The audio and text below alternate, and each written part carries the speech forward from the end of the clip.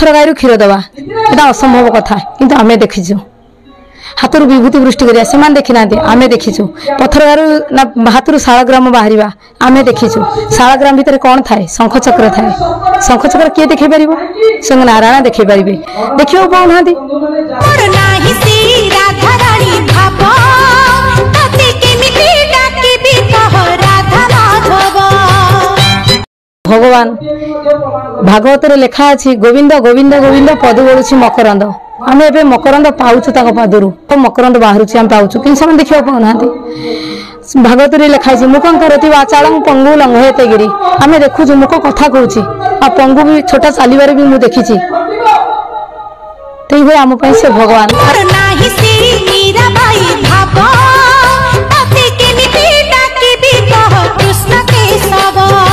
आ मनर कथा से बुझी जाऊँगी विपद भी साहा होची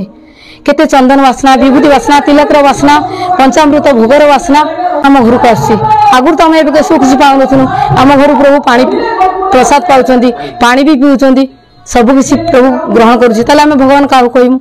जी मनर कथा बुझीगला सी तो अंतर्जामी ना अंतर कथा जी बुझला सी है अंतर्जामी।